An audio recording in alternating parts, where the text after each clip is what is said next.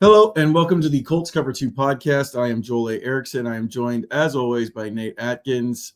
We have had some time to kind of decompress after the draft. We did the first impressions pod. What we're going to do here today is we're going to kind of try to look at the whole roster. If we can, we're going to look at it depth chart-wise. I did this quickly in print. We're going to kind of talk through it and get a little bit more into it than I was able to do it in print the other day. But just kind of go through the depth chart and see. And what we're going to do is we're going to tell you, how concerned we are about this particular position, each particular position group. So,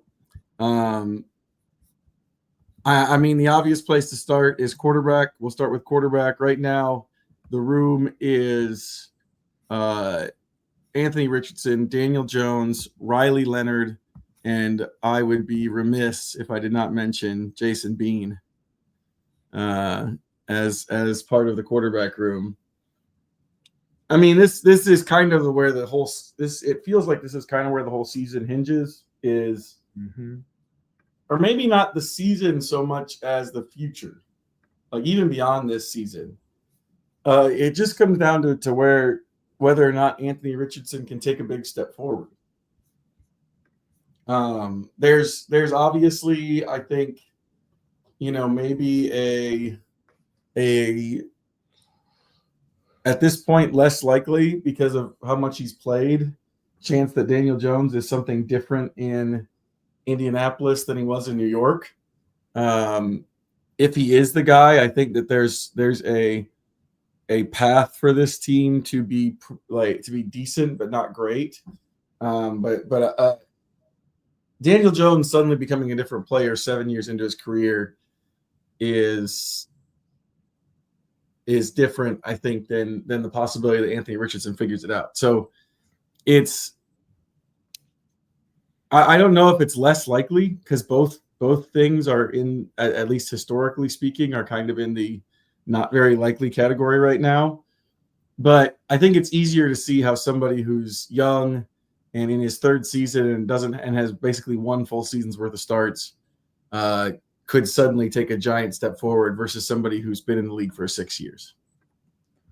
Yeah, I just think it's a difference in terms of the tools that they have to tap into. So they were both top 10 picks at different points in time for very different reasons. Daniel Jones went to the Giants because they were looking for a very specific heir to Eli Manning who walked and talked and sounded like Eli and could be, safe and all that kind of stuff. And that was Daniel Jones. And he happened to have some tools in his legs that was kind of his that would be the best part of his game. But, arm-wise, in aggressiveness throwing down the field, it's never been there for him, and it's never developed for him either. So he's started 69 games in this league, and that's where it's most different is that 69 starts for Daniel Jones. You compare that to Anthony has 15. So that's a massive difference. Age-wise, very different with one of these players who is 22. The other player is 27.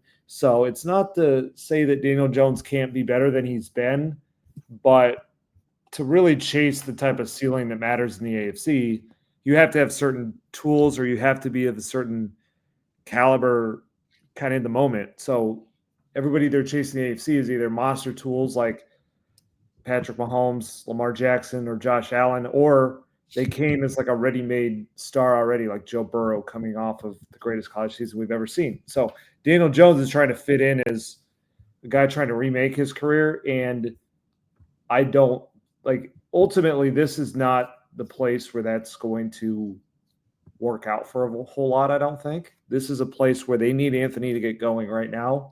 And if Daniel Jones wins the job for week 1, it'll be because Anthony Richardson lost it. It will not be because Daniel Jones suddenly reached and found tools that Anthony doesn't have, or it could be because of injury, which I think is most realistically encouraging reason to have Daniel Jones here is that you expect to miss Anthony, even if he gets a lot more durable because he's a running quarterback. He's missed in games to 4 different injuries in 2 years.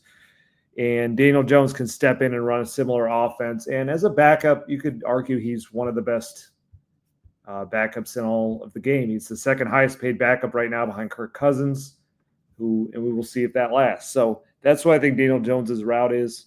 And that kind of makes it so that the debate or the position to figure out, hierarchy to figure out in this position is just, does Anthony Richardson win the job or does he lose it out of camp to Daniel Jones? And that keeps Riley Leonard as the third quarterback and Jason Bean on the practice squad. I think those parts are very straightforward. And honestly, it's all like everything else we will talk about this season comes down to Anthony Richardson and how much he's able to correct, seize upon, improve upon. And if he doesn't, Daniel Jones is there to step in a very dire situation. So if we're rating this and I believe the rating system we came up with was how concerned are you about this position? 0 being completely unconcerned, it should be fine, versus 10 being, oh no, something is horribly wrong here. Where do you fall? 7 or 8.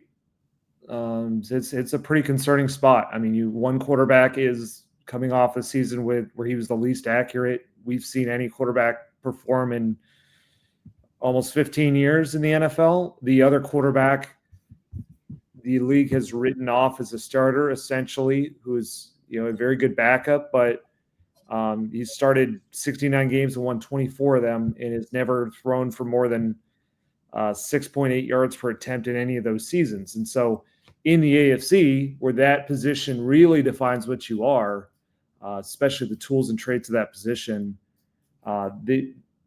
there's upside here. It's an interesting conversation when you talk about concern level, because they have more upside than a lot of the quarterback rooms in the AFC, probably half of them. But the concern level is higher. The floor is a lot lower for what this room can bring. That's what Daniel Jones came here to minimize that risk a little bit. So he probably moves it from like an 8 to a 7 for me, just because it does feel like if Anthony Richardson does completely bomb or just is hurt all the time, they have a guy who can step in and be something like what Gardner Minshew was a couple years ago. To me, when the goal is to move the franchise forward, that's still a very concerning thing to be left with, especially when it depends if you want to talk about concern this season, concern going forward. Maybe those are two different conversations. But to me, everything about this position is also about going forward. And that's where the concern level gets really high, is I almost think they're in a weird spot where the more Daniel Jones realistically succeeds, the harder it's going to be for them to answer that long-term question. And so I think they're caught a little bit between the floor Daniel Jones brings and just all the risk that's going on in their room. So I guess I'll say a 7. I'm at like an 8.5. Full-blown alarm, huh? I'm at like 8.5. Well, just because the implications of if both guys are what they've been in the NFL so far is that this franchise at the end of next year is back at square one and don't really have a quarterback. Now, if there's a giant step forward from Anthony Richardson, if Daniel Jones suddenly becomes a player who can push the ball down the field even a little bit, either one of those things could change that. But right now, all I have to go off of is what we've seen so far. And if those guys are the same players again, regardless of how it plays out, whether or not it's whether or not it's Richardson starting first or Jones starting first or Richardson starting first and Jones getting in because Richardson got hurt, like any real look at it, if they're the same players, if they're the same players we've seen in the NFL so far, then next offseason, probably a new set of people is making the decision making, but also, you're back at square one. And I know some people like the idea of square one, but from a concern level, the worst place you can be in the NFL is not having any solution at quarterback position. Like, even if you have the number one pick in the draft and you don't have a quarterback, you're still in a bad spot. And all you have to do is go look at the last 10 or 12 years or whatever it is of number one picks at the position and see how they turned out for those franchises, and you'll understand what I'm saying. Like, if you don't have one, you're in a really bad spot. And just based on what we've seen of these two guys, if they're the same guys again, this franchise is in a really bad spot, regardless of who's in charge, regardless of who's making the decisions, all that stuff. You're just in a bad spot. Yeah, I completely agree about getting caught in the middle. That's what I'm concerned of. And so I think some other people, like the way you look at this type of scale normally, it's a little different than these other positions where it doesn't feel like it holds the future of the franchise in balance the same way. So you maybe want a higher floor, but that's why I'm a little scared of going to Daniel Jones. I guess the thing I would differ on is if he's on the field, which of course is a big question, but if Anthony Richardson's on the field, I don't see any way he's as bad as he was last season. That would tell me that he just did nothing all offseason to improve whatsoever. Because I don't see any way that like the settings are as bad as they were around him. I don't see any way that the Colts, even though their track record's not very good, that they screwed up as badly as they did last season when they benched him at midseason and they didn't have an offense suited to him until the final month of the season, and they didn't have a number 2 running back, and they didn't have a tight end who could catch anything. Like they have Tyler Warren now, they have DJ Giddens now. And I just think they're going to move this to much more of a run-based offense. That's what getting Daniel Jones and Riley Leonard was about, so we don't have to get caught in between and we can fully run this fairly heavy quarterback run setting. And so if they're getting Anthony Richardson to, design runs a little bit more, if they're in a run-focused offense overall on the whole with DJ Giddens taking some load, even Tyler Warren taking some load, and then when he goes back to throw, to have the mismatches that Tyler Warren will create, to have a tight end in the middle of the field who can do anything at all, I think Anthony Richardson just needs to make – if he's 5% better than he was last year, and you add in their improvements around him, I think the output is going to be 25% better than he was last year. Now, is that good enough to keep going forward with? I mean, that's probably not enough of a jump. He needs a big jump to really save jobs and make you feel like you have the future. But I just don't think there's any way the performance is what it was last year. I think I'm just worn down by too many years covering NFL. I think I'm worn down by a whole bunch of hey, this could work out this way. Hey, this is finally the year that Justin Fields is going to take the big step forward. Hey, this is finally the year the Browns are going to figure out Baker Mayfield. And then it ends up not going the same way for whatever the reason is. So I'm kind of leaving that stuck in there. I will admit some of the after effect of all this of covering all these Colts seasons where we're promised something at quarterback and it never turns out has made me more skeptical than I was in the past. Matt Ryan was supposed to be here for 4 years. Carson Wentz was supposed to be better under the only person who'd ever worked well with him in the NFL. Jacoby Brissett was supposed to be better than just a backup. Like there's been a lot of stuff, and I think that's the biggest thing. Is just honestly, even last year, I was very encouraged by the first 4 games of Anthony Richardson's career, and then for last year to look the way it did, even granted, I know coming off there's definitely reasons. There were reasons for some of the other stuff too, and so I think there's a part of me that's just kind of weary of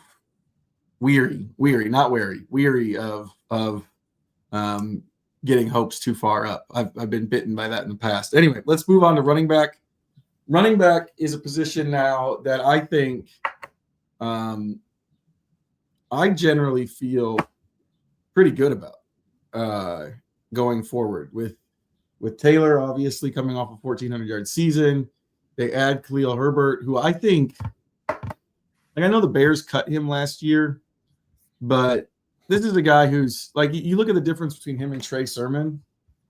Herbert has been a an actual piece of someone's rotation in the past. He's got a 700-yard season. I don't think there's a ton of upside there. I think he raises the floor. And on top of that, instead of being your number 2 back, he's your number 3 because of DJ Giddens and the pick they made in the draft. So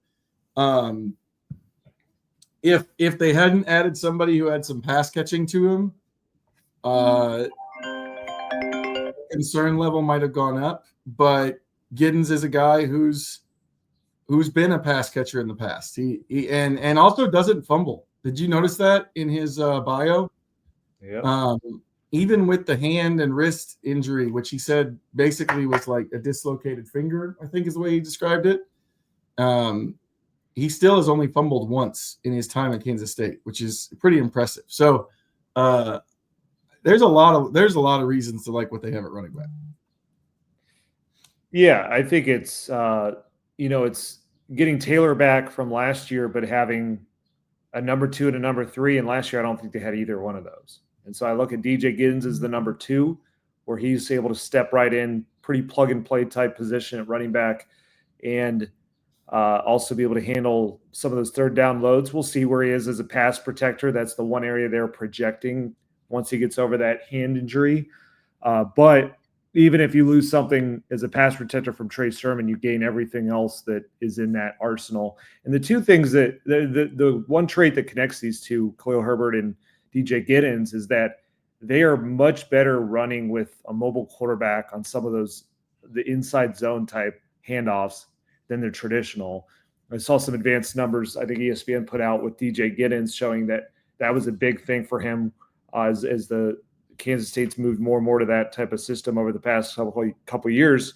And then that's been Khalil Herbert's career so far, where he when he was with Justin Fields running that type of offense, that's when he had that 700-yard season. He averaged 5.7 yards a carry that year. That's been the wide majority of what he's done in the NFL, and he averaged 4.8 yards a carry across his 4-year career so far. That's I don't know that he offers a lot other than that. So it is a limited type of skill set, but that's still more of a runner than they had not named Jonathan Taylor last year. And I think he's going to be the number 3. So you got DJ Giddens at number 2. You've got Khalil Herbert at number 3. And those are behind a top 5 running back who Jonathan Taylor has his deficiencies. And it feels like DJ Giddens addresses a lot of those with, ball control or ball security, pass catching. And then we will see on the pass pro, but they feel good that he's going to progress there. So my concern level for this position, honestly, it's probably like a 2. And the 2 is just kind of natural to the injury rate that happens to big-time running backs and the fact that Jonathan Taylor is going to be on the field more than these other guys, and there's still moments where he's going to need to be better as a pass protector, receiving option, guy holding the ball, especially across the goal line. Like, there are a few details in Jonathan Taylor's game that he needs to iron out to be that more that Saquon Barkley, Derrick Henry effect with the mobile quarterback. But on the whole, I think this is one of the very strongest positions that they have. Yeah, 2 is a good number. I just think they did a good job upgrading, and it's also a position that if you have a top 3, you can usually find some stuff behind that if you absolutely need to. Like Tyler Goodson's still on the roster. He's not great, but he's also not like, I don't hate him as a 4th running back. If he makes the roster because of his abilities on special teams and gives you like just an emergency backup, I don't hate having somebody with some experience in that spot. Wide receiver. This is another one that I think the Colts wide receivers get downgraded a little bit because of the lack of a like Jamar Chase-ish type player. And granted, I mean, I think every team would want to have those, but it's a position that's pretty deep, and they've got guys who can do a lot of things. Again, this is a team that had 3 800-yard receivers last year, and that's with Michael Pittman having a down year by his standards, and kind of struggling through the injury. not playing well with it. Josh Downs being in and out of the lineup with injuries. They still ended up with 3 receivers with 800 yards. There's maybe if one of them gets hurt, I think obviously you want to see more from AD Mitchell. AD Mitchell was not great last year, and needs to get a lot better. But yeah, this is a position group that they're all fairly young. Their skills all complement each other. I feel pretty good about the wide receiver position, even absent the lack of sort of the Jamar Chase game-breaking type player. Yeah, I think my concern level is like a 2. It's similar to running back and a little bit different of a outlook because running back has the top 5 player in Jonathan Taylor, the superstar upside when the ball's in his hands type of player. I don't think they have that here. I don't think they have a true number 1, but they've got to have 3 players hit 800 yards last year with what this was at quarterback is impressive. And granted, there's nobody taking any targets at running back or tight end, so that played a little bit into it. But I think you look at certainly how Josh Downs and Alec Pierce played last year and have to be really impressed with the efficiency. And Michael Pittman Jr. to put up 800 yards in kind of the worst version of him that we should ever see in terms of physically on the field, playing with that back injury where it felt like for at least a month in there before the bye week, it just felt like he wasn't he was just kind of struggling to even be on the field, but still produced 800 yards. So I think the only thing missing is that high-end type of take-it-over guy. On a physical level, that's what they drafted AD Mitchell, hoping that there was some possibility of that. Again, he to me is like the bonus of this group because I think he has more to prove than maybe any player that has been drafted with expectation, including Anthony Richardson, or at least close to that in terms of like it's all theoretical with AD Mitchell right now. But he's the number 4, and even the number 5, Ashton Doolin. I'll take that over a lot of other players in that spot. And then when you add in how these guys block and the way they're going to play, that's an important part of this offense. And I think you'd feel good about all of them. I mean, AD Mitchell needs to grow there, but Doolin's terrific. Pierce and Pittman are terrific. And I think as a slot receiver, slot only player, Josh Downs gets after it pretty well. So the only nitpicks that you could have on this is they could use a better backup slot receiver. But again, when you can move Michael Pittman Jr. in there, Tyler Warren now helps with that. That's not a big deal to me. And then, so I'm just left with like they are like a lot of teams, like you said, could use a game breaker. They don't have a game breaker yet. So, but they have a really, really good group. And I think they're like a 2 on the concern level. I think some of the what happens is that people discount, like they don't have someone who can do everything, but they discount how good some of their guys are at the thing they do best.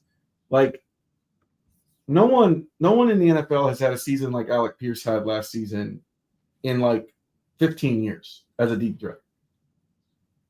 Like there's a lot of guys who have a couple of games the way he did, but not a full season where you're still getting deep. Even when every defense has to be going into the game going, hey, the only way they can beat us in the passing game is if we let Pierce get deep. And when you have a healthy Michael Pittman as a possession receiver, it was the year before last year, it was 8 catches, 10 catches, 8 catches, 10 catches. Just these super high volume games. So they have guys who are really, really good at what they do. They just don't necessarily have somebody who can do all of it in one package. So yeah, I'm at like a 3 or a 4, probably a 3.5. I also think that one of the things that people just don't give enough credit to is just some of the inconsistency you see for these guys is related to the quarterback inconsistency. Just is. There's no way around it. Quarterback or receivers can only do with what they're given. And Pierce in particular, but I think all 3 of those guys, I can see a way that their season looks a lot better than last year if they just have some more consistency from the quarterback position. So yeah, I'm kind of there. Well, let's go to tight end now. This one changed maybe more than any other position in one draft pick. I still think there's some concern here, but getting Tyler Warren significantly upgrades a position that would have been like a level of concern at 15.5 on a 10-point scale. Yeah, I would have broken the scale. I mean, it's impossible to get more concerning than what they had before. And so if they hadn't addressed it or addressed it in a real, ready to go way, if they'd waited for a developmental guy, it would be so high because of how important that is to two things that have to happen this year, which is the growth of Anthony Richardson as a passer in accuracy and making completions and moving the chains and hitting that high gear in the run game. And the tight ends failed them in both areas last year. And I think they're a lot better this year. Well, like you said, not being perfect. So Tyler Warren's going to step in and be the clear number one go-to guy. He's going to lead them in receiving, which isn't all that hard. He's going to be the one tight end on the field in 11 personnel. They're going to love to live in that so they can keep Josh Downs on the field. So it's like where they're not, it's Tyler Warren's one guy. So it's not a deep group by any means, but they're going to intentionally not play deep. They're going to play 11 personnel as often as they can, except when they get into goal line and, other short yardage situations. And that's when you'll see Mo Alley Cox come in and for that specific, very specific inline blocking role. I like what Mo brings. The addition of Tyler Warren makes them not have to count on him very much at all as a receiver. That is if Tyler Warren plays all the games. And so that's sort of where, he is one guy and you'd like to see more behind him. I mean, I think Drew Ogletree is going to block, back up Mo Alley Cox just fine if he ends up sticking around. It's kind of the same skill set. And then we will see if Will Mallory does anything more this year. He would be more your backup, I guess, to Tyler Warren, but in a completely different way. He's a flex guy who's going to catch the ball some. So I guess concern level, I would put it, I guess I'd put it maybe a 5. I think it like a rookie, I think moves them to an average place when he's as good as he is. If he goes down, Tyler Warren goes down, it's obviously a very concerning situation.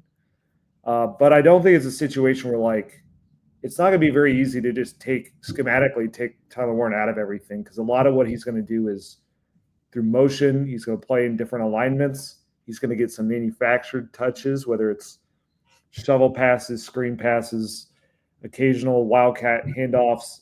And then teams are going to be worried more about these wide receivers anyway. So I put it at 4 or 5 just to the fact that they're putting a lot on one rookie.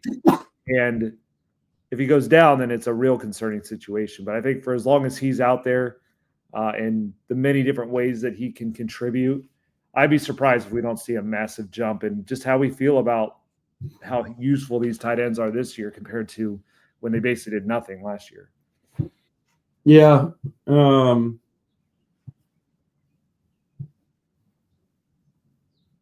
a really good number. I don't like the depth. If he gets hurt, if Tyler Warren gets hurt, that's kind of a spot. But I think 5's a good number. Just what he can be, what he can give you in terms of just the versatility and being able to stay on the field. Like I said, most of my concern is what if he gets hurt? Then what are they doing offensively? Offensive line. I think that this might be a position that the Colts are potentially overrating right now. The left side of the line, I like the left side of the line a lot. Bernard Ryman and Quentin Nelson. But there's question marks at every other spot. Center, we presume with Tanner Bortolini, they're going to have Danny Pinter compete with him. That either way, that's still somebody who hasn't started a full season yet. Right guard, right now looking like Matt Gonzalez is probably the front runner at that position. He was drafted as a tackle. He's been mostly a tackle in his career. And then right tackle with Braden Smith. When Braden is healthy and on, he's still very good. I think that the concern is, with a lineman that's getting close to or around. I can't remember. I think he's not quite 30 yet. Not quite 30 yet. Yeah, when he's getting up there in age, you start worrying about injuries, coming up more often. And then, I think the other piece of it is just a lot of the depth is very young and unproven. Jalen Travis is a 4th-round pick. What happens if Braden Smith goes down? Do you have to kick Matt Gonzalez back out? Who's the guard then? There's not necessarily a veteran backup that you're like, that guy's going to take care of all this if it goes bad. For me, this is actually a fairly high concern level at this point, like 7.5, just because there's a lot of unknown in it right now. Yeah, it's interesting with this. We're rating a concern level, which is a little different than just the strength of the position. And so, like, there is a chance that this is a very good offensive line because, 2 years ago it was. Last year, up until injury struck, it was pretty darn good. And so I do trust Tony Sparano Jr. if he has the pieces out there to put together a pretty good group. But it's new players and it's depth concerns. And I mean, right now who's the backup guard on this team if they move Matt Gonzalez inside? It might still be Dalton Tucker.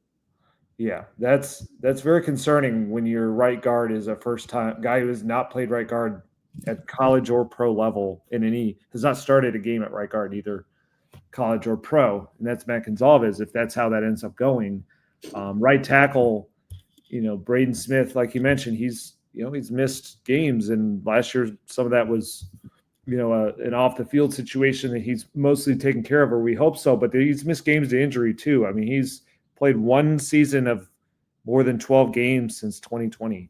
So it does add up there. And Jalen Travis, a lot of talent. I think the way that he jumped from the Ivy League to the Big 12 and transitioned so well makes you feel a little bit better about how he's going to do that to the NFL level, at least to get to, like, can he be a swing tackle? Can he fill in for a couple games if he needs to? He certainly has the size and the movement profile, but it's a rookie. It's a 4th-round rookie. Like, we don't know. They once drafted a 4th-round rookie a couple years ago, Blake Freeland, who could not answer that at all. So we don't know until we get out there. It's a hard position he's going to be learning the left and the right sides now.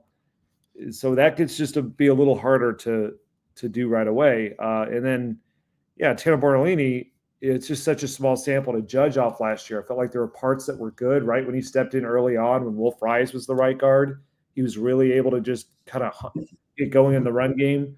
When he didn't have Wolf Fries and Moore was on his plate late in the year, I don't think he was as solid. And so, a lot of this, it's just like it's a domino effect where one position being off can really hurt the other. So there's a world where they're all playing well.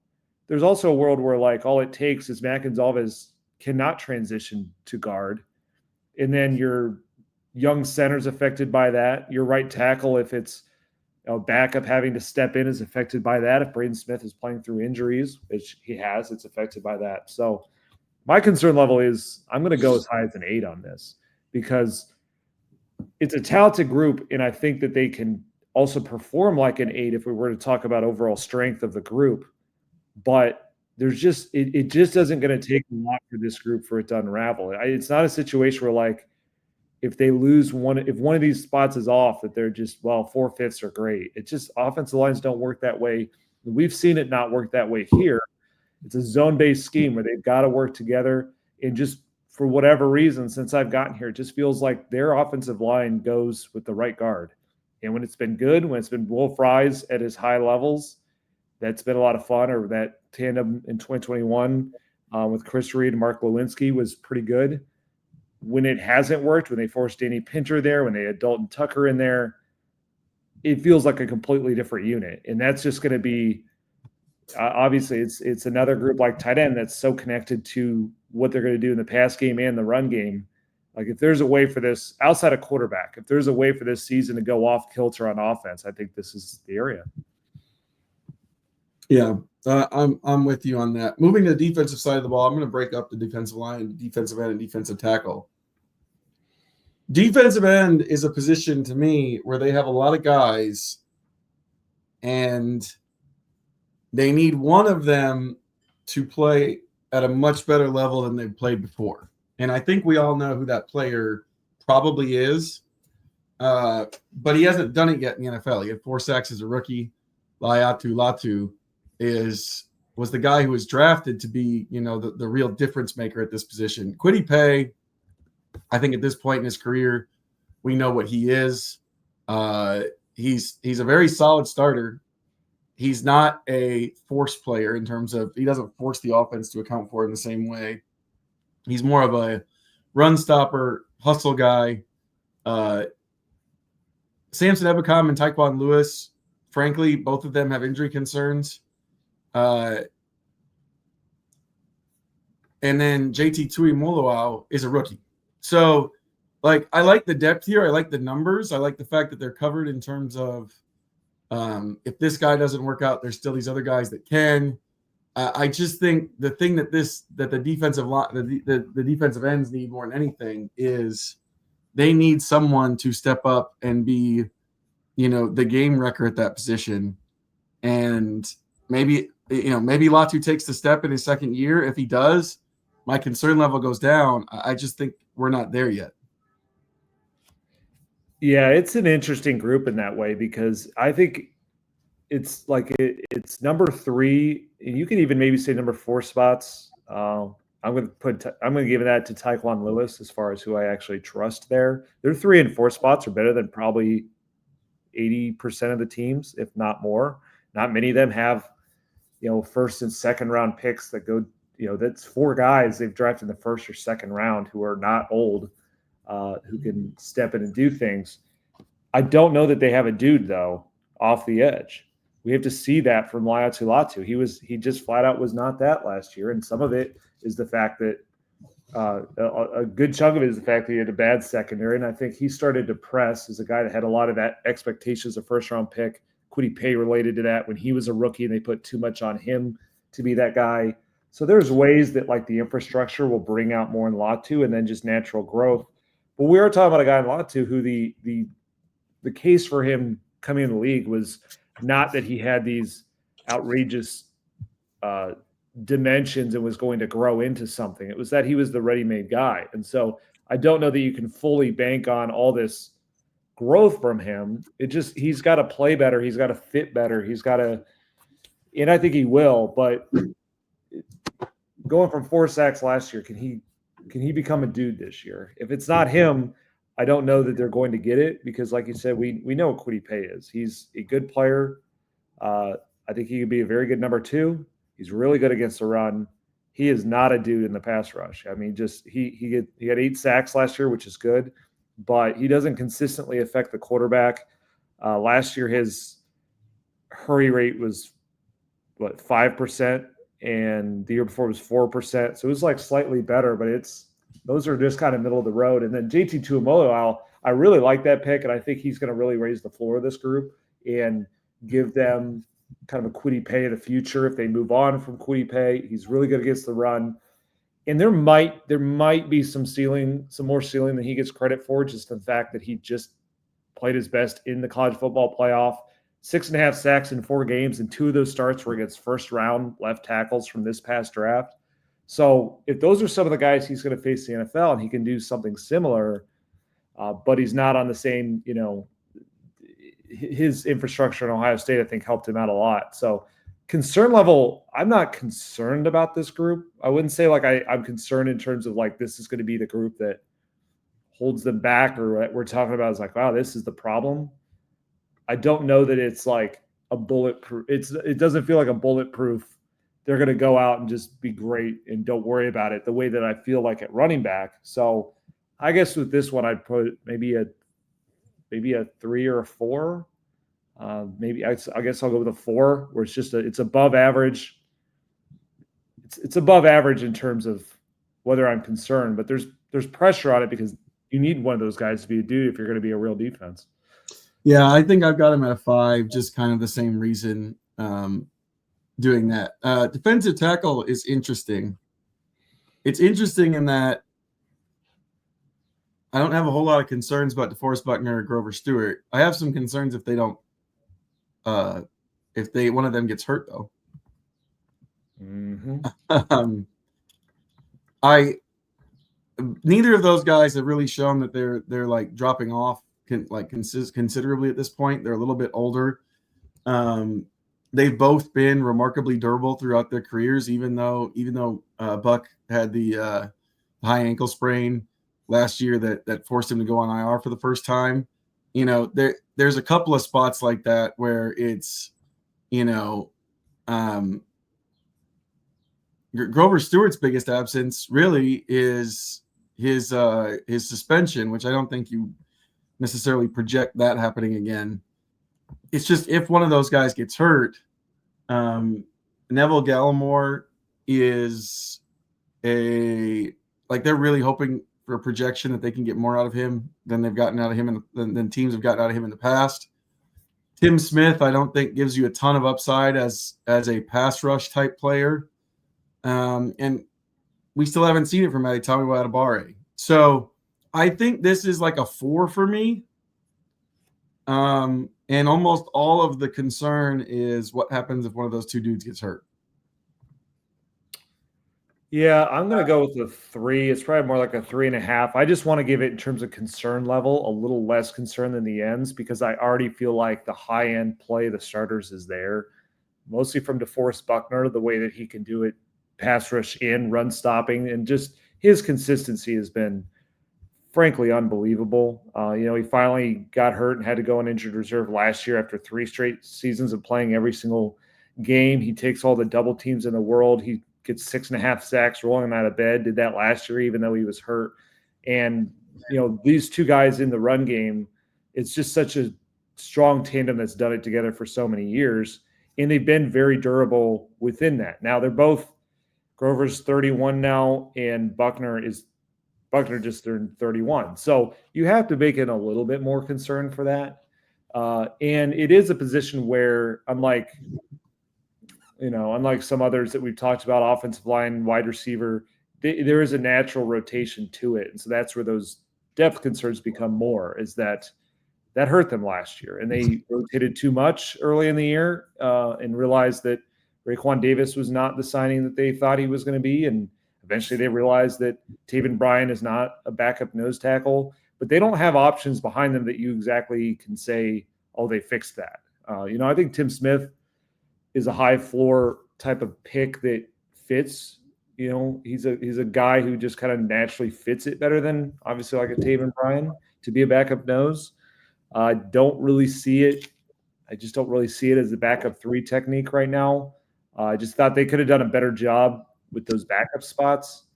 But yeah, I don't know. And until I see a drop off or more injury concerns for Buckner or Stewart, I don't want to get too concerned with it, but there's at least a little bit, because you're right. If either one goes down, I mean, it changes a lot for this team. And it's just going to be, you could see a world where if they lose one of those guys, and then they've got a position we'll talk about here in a second, the issues at linebacker, teams might not have to deal with their secondary that much if they just run up the middle.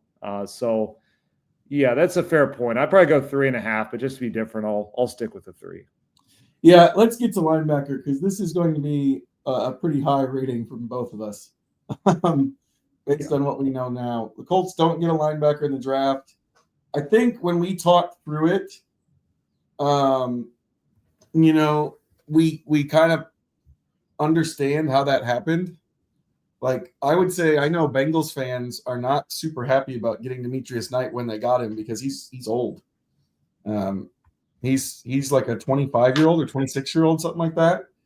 And that was maybe 3rd on everybody's list. The thing, though, is, and there really wasn't much in free agency either, because a lot of those guys signed elsewhere. Here's the thing, though.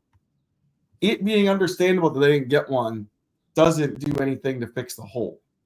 And so they're entirely counting on Jalen Carlisle and maybe like 50% of Hunter Wohler, 25% of Hunter Wohler. Like, if you're betting on Shagualobi or Cam McGrone or somebody like that to take a huge step forward this season, I don't understand that. So, like, there's a huge hole here in terms of just proven talent. They can be high on Carlisle all they want. They can play dime as much as they want. You're really betting that Jalen Carlisle is going to become a starting weak side linebacker in his second year. And as you've pointed out several times, he's got injury issues. So there's a lot of reason to be concerned here. I think for me, linebacker is like an 8.5, maybe 9. Like it's the position right now that you look at and it feels like the one that everyone said all offseason, this is the one we need to do something. This is the one you need to do something about. Ballard generally agreed with us in interviews, and then they didn't have a chance to do anything. And now it's kind of like, well, we like our guys. I think they need a signing here. I think they've got to find something.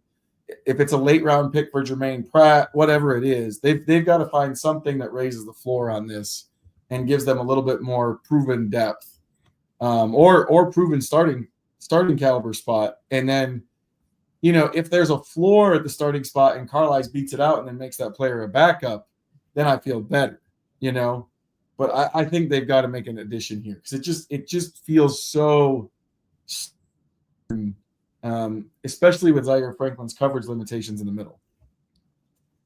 Yeah, I'm going to go with a 9 here. I think this is a really concerning position for them. I think it is a position where I don't think it's been like past years where Chris Ballard was trying to be stubborn with it, the way he's been with offensive line or wide receiver or secondary last year. I do think he agreed that they need to be better there, and that was, a big area where he knew that they struggled last year.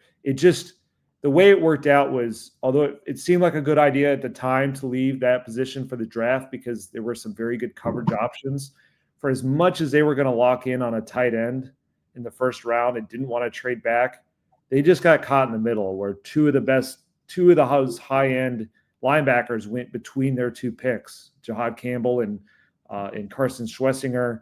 And then, like you said, the Bengals, right after the Colts took JT Tuimoloau out, they saw that position thinning out and they reached on Demetrius Knight, and it just didn't come together. But it is a big problem for them because it was a huge problem last year. And although you can say, hey, it was bad with EJ Speed, like, how much are they going to miss him? Well, it's still 1,000 snaps that he played. Someone's got to play that. And so while, yes, Lou Anarumo does not use the 3 linebackers as much, there's not going to really be the Sam role. That's not what we were talking about with EJ Speed. There's still going to be 2 linebackers on the field a lot. So there will be some times where they're in dime and they have 1 linebacker. There's going to be some times when they do the bear front and do it that way. You still need that 1 linebacker, and he's still in dime. He's going to have to be a coverage guy. And I would assume if it's truly like a 3rd and 15, that's where it'd be like Jalen Carlisle's.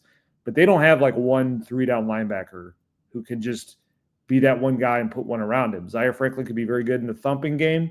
He is not a 3rd-down player right now, not as a blitzer, and certainly not as a cover guy. And I just think they're going to stretch these other 2 way too far with Jalen Carlisle and Hunter Wohler to get them to be that when, again, there's, like you brought up, there's questions about if they can hold up. That's a hard thing for young players, especially guys transitioning from secondary to linebacker. For 1,000 snaps is a lot of snaps to play.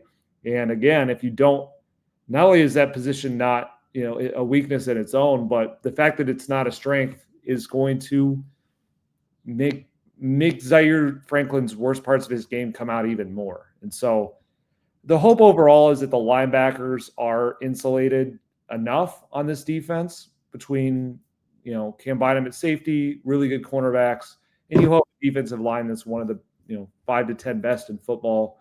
But I wouldn't just assume that like the scheme and the fact that they don't play as many linebackers is going to save this weak side spot, because last year you look at the league leaders in missed tackles. The top 4 in the league were Jermaine Pratt, EJ Speed, Patrick Queen, and Zaire Franklin. So one of those was the weak side linebacker they just let walk from here. Another one is the strong side linebacker who's going to play every snap here. And the other one is Lou Anarumo's weak side linebacker that he wasn't able to insulate, and he led the league in missed tackles last season. Who really is their best option if you go look at the free agent market, because the Packers just signed Isaiah Simmons. Yeah, that's the thing is like Jermaine Pratt, they should go after him because he's probably going to cost nothing. He knows the scheme and he can do enough as a coverage blitz guy, but that's the hole in his game. He doesn't tackle well. Zaire Franklin did not have a good year tackling either. And so that's the problem is you've got questions in the tackling run defense area and then major questions in third down. I don't know who's going to blitz off this team either. I mean, Jalen Carlisle is growing as a coverage guy. We haven't seen any of them offer blitz potential. So they have to get another player in here just to absorb that workload and give you a chance to not throw a guy like Hunter Wohler out there for significant workload as a 7th round hybrid player trying to learn 2 positions. It's every team has a weakness. This is theirs. It could happen at worse spots than this, but relative to this position, it's about as concerning as it gets for me. Yeah. Let's move into the secondary cornerback. For the first time in a long time, this number is pretty low for me. Yeah. They have a lot of options and a lot of numbers. And now some of those options and numbers are problematic for one reason or the other. But like, you talk about having a bunch of different guys. This team has a bunch of different guys who can play corner and do things. Your starters. I really like Jalen Jones as a number 2 who's not going up against number 1 wide receivers. I like Kenny Moore when he's mostly playing nickel and he's being used as the other thing I like Kenny Moore better when he's playing in a defense like this where they're going to use all of his skill set instead of dabbling in it the way Gus Bradley did. Charvarius Ward, they think of as a number 1. I think that's the kind of signing they needed for a while. And then you look at the depth pieces, like Sam Womack started 8 games for this team last year. He's probably, I think, the odd man out right now, but he's on the roster still. And then you've got Justin Wally, who the more I've learned about that pick, the more I like it. You've got Juju Brents, you've got Corey Ballantyne. Like, are any of those guys, do you feel great about any of those guys as starters? No. And Brents obviously has significant durability issues to answer. But the fact that they're all backups and they're not counting on any of them to start, and there's 4 of them, means to me you've got a lot of options to find that 4th corner, 5th corner behind the starters. This is like a 3 or so for me, just because of the sheer amount of players that they have at that position who you can see as a starter, who've been starters or were drafted in a position where they could be starters. Yeah, I'm going to go 2 here because I think not only do they have numbers, they also have some high-end players here. So more so than I'd say they have at defensive ends. You've got Charvarius Ward has, I believe it's the 2nd most pass breakups in the NFL over the past 2 years. He was a 2nd-team All-Pro just 2 years ago, Super Bowl champion, played multiple Super Bowls for multiple teams, all that kind of stuff as your number 1 corner. Kenny Moore, Pro Bowler in the nickel. I think those 2 just give you a high-end element to a group that also has investments. A 2nd-round pick and a 3rd-round pick at outside corner are right now not going to be starters behind Jalen Jones, who, like you said, does fit a lot better as that number 2, and it's a super durable player too, has been so far. So I like all of that. I think the only concern for me in a concern level would be that Charvarius Ward last year did not have nearly as good of a year as the year before for very understandable reasons with, the tragedy with his daughter, a little bit of injuries. But you are banking a little bit on him bouncing back. I mean, from what went on off the field to staying healthy to moving to a new team. He has done that once before, so that part's good. He is still only 28, just about to turn 29 here in a couple weeks. So there's just a tiny bit of concern, just that maybe he's not a fully, what they dream on, that All-Pro from a couple years ago. But I think even if he's more of a fringe Pro Bowl type player, that's such an upgrade on what they had, and it's so critical at that premium position. The only thing I'd say, and I think the depth across the board is really good because Justin Wally, I think, is going to give them a backup nickel at a spot that's so critical to how Lou Anarumo plays because he lives in nickel in the red zone and he blitzes that position. I will only take the opposite approach of you for fun. I don't like the Wally pick the more that I hear about it, because that's where I think they needed to trade up or back for a linebacker. So all my concern with the linebacker spot is about that. It's less to do with him and just that I think where they got caught surprised by the linebacker run and took a guy I don't know that'll play a lot, but he helps this position out. He lowers the concern here because whether it's an injury at the outside spot, injury at the inside spot, I don't know what really is going to make this group go haywire on its own. So I'm probably putting my concern level at like a 2 for this. Yeah, I mean, they could suffer like 4 injuries and then they're in a bad spot, but you can't plan for 4 injuries. It's not possible. You can't have 9 corners on the league on a team who've all started. I don't think anybody has that. I don't think there aren't any injury concerns among the guys that are playing. Like, it would be different if Juju Brents, if they were counting on him, but he might not even be the third corner at this point. He's probably not. So, yeah, it's a good spot to be in. It was amazing because a year ago we would have had a very different rating for this group. Yeah, it would have been like 12. Yes. Safety. Cam Bynum, Nick Cross, Rodney Thomas, and the other 75 to 60% of Hunter Woolard. That sound right? Yeah. I still think the fact that you got Bynum and you have a real honest to goodness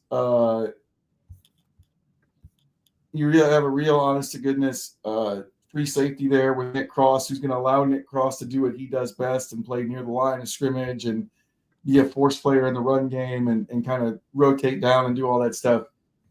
This is still like a 4 for me in terms of concern. If someone gets hurt, can Rodney Thomas be a suitable backup is a question, because one of the things that's been true of Thomas in his time in the NFL so far is that despite the fact that he came from Yale, despite the fact that he's a very smart guy, he's had some lapses in the past in terms of what he's supposed to do, where he's supposed to be. And now the C scheme is getting more complex. I don't know what to think of Woolard. It's fun to think about them using him all over the field. I think if he had to play strong safety, and he's playing the way they kind of want to play Nick Cross near the line of scrimmage, I think that's probably what suits him best anyway. But yeah, if I put a 4 on it, it's entirely to do with where they are in terms of depth and not in terms of the starters. Yeah, I think 4 is really fair. So it's like slightly above average security, the way that we're scaling this. It is an interesting balance because I think Cam Bynum solves a lot here because he's a really good player, but also he hasn't missed a single game since 2021. He's just so bankable and solid. Just everything about kind of his makeup as a teammate, as a leader, and as a player, the amount of places he can play. I just think he's going to really raise the whole ship with how he's able to rotate and play elements of strong safety, free safety, even some spots that look kind of like a nickel. That's going to really help them out. And I think they need it, because if it wasn't for that, it'd be rather high, because I think Nick Cross, he took a nice step forward last year, found a nice spot for him at strong safety. But there's times when he gets caught in coverage, and it's certainly if they're relying on him to be that traffic cop, that's where some of the concerns that have brought him down can come back out. So Cam Bynum being so durable helps a lot. Of course, any player can get hurt, and they are in trouble if they have an injury, because I don't even know. I guess Woolard would be the backup strong safety because they really don't have another one. That's a little bit concerning to me, because we just talked up how much they may need Woolard at linebacker to play some snaps. So this could change once they sign a linebacker, and if they could actually make Woolard like almost full-time safety, I'd feel a little better about that. But that's kind of where my concern is that I don't know that they have a backup strong safety or free safety I feel good about. But I do feel good about the starters. Both guys have been very durable, played a ton. been in the action. I think they're going to fit the defense pretty well. And I think while they're out there, there's worlds. I bet we see Hunter Wohler as the third safety, kind of like a robber guy at times. Just a little bit of a wrinkle that Lou Anarumo can throw out there. And I like that just from a schematic level. So I think it's a pretty good group that just doesn't have the best depth. We're going to finish this off now by talking about something people don't usually think about, but I think is going to be a big deal this year. I have specialists at like an 8. And it has nothing to do with Luke Rhodes, and anybody who's ever listened to this podcast, and me specifically on this podcast, know it has absolutely nothing to do with the punter, who remains a witch. It has everything to do with the fact that their kicking situation consists of a undrafted free agent from Temple and a admittedly promising kicker prospect in Spencer Schrader, who played well last year, but he's only kicked 5 field goals in the NFL. So the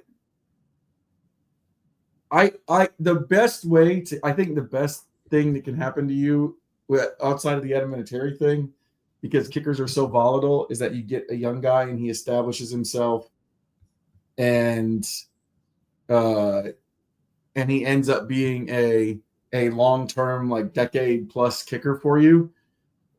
Until you have that guy, though, there's generally, and Colts fans know this because they've been going through it for the last 5 years or whatever, there's a lot of uncertainty there.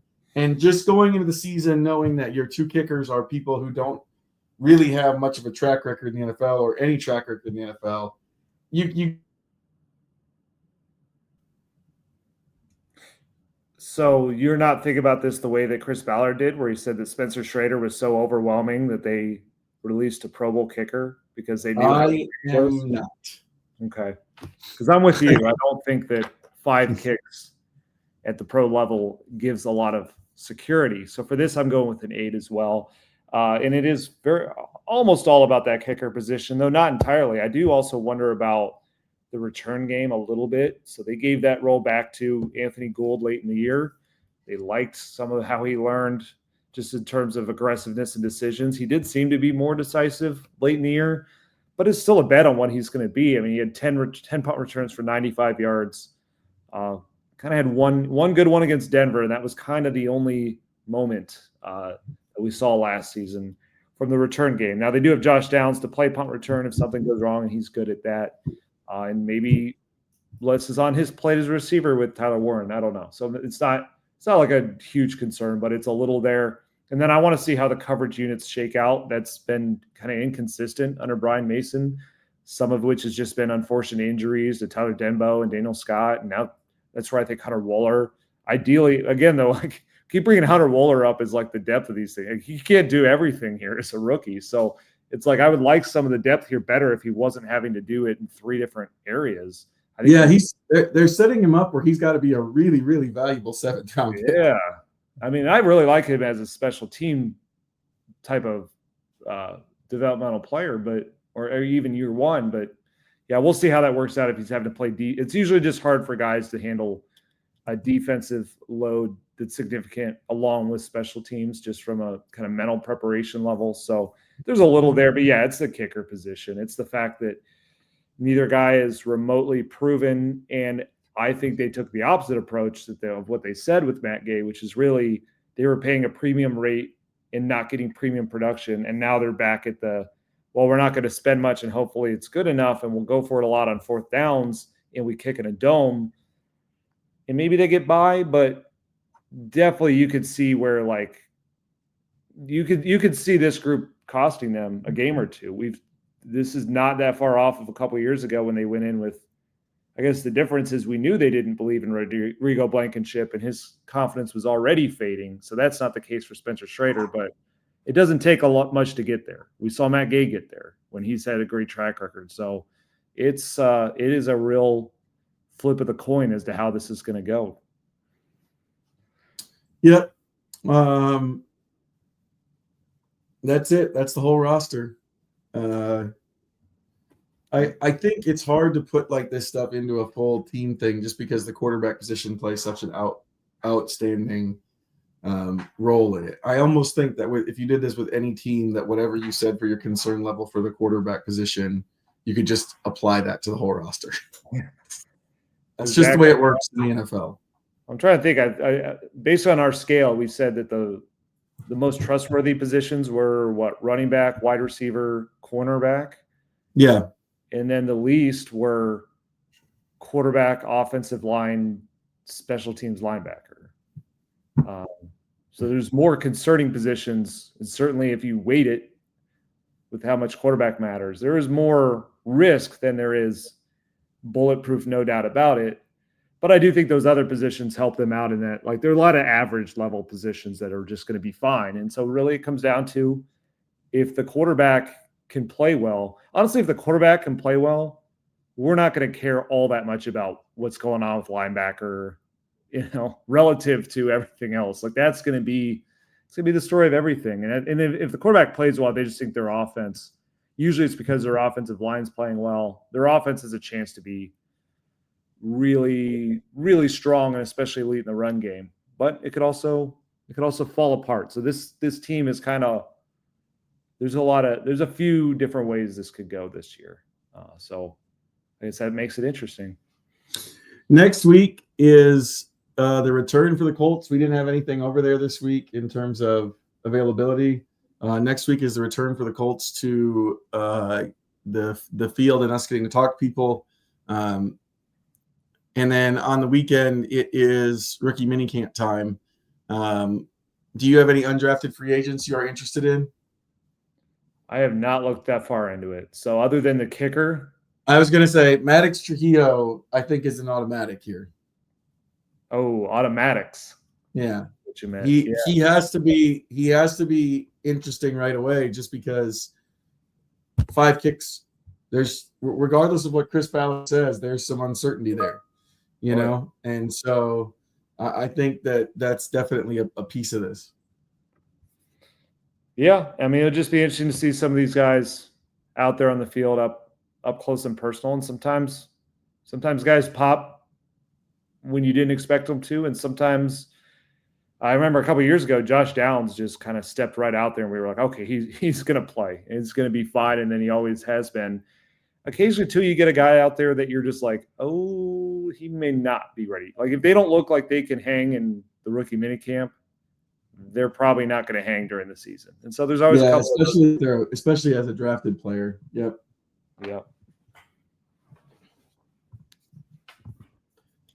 So that's what we've got. One quick note. One of the reasons I don't do a whole lot of reporting on the tryouts, just in case anyone's ever wondered this, is just that it changes a ton. Guys can pick up stuff and get rid of stuff, and that list is kind of always getting moved around. So I don't usually try to kill myself trying to find out those the same way we go after the guys who actually sign undrafted free agent contracts. But that's just a piece of it. We'll be back next week at some point, probably before the rookie minicamp, just because that's on the weekend. We won't have any thoughts on that until later. But for the Colts Cover-2 Podcast, this has been Nate Atkins and Joel A. Erickson. You guys have a good week. It is May in Indiana, and I am told that is a big thing.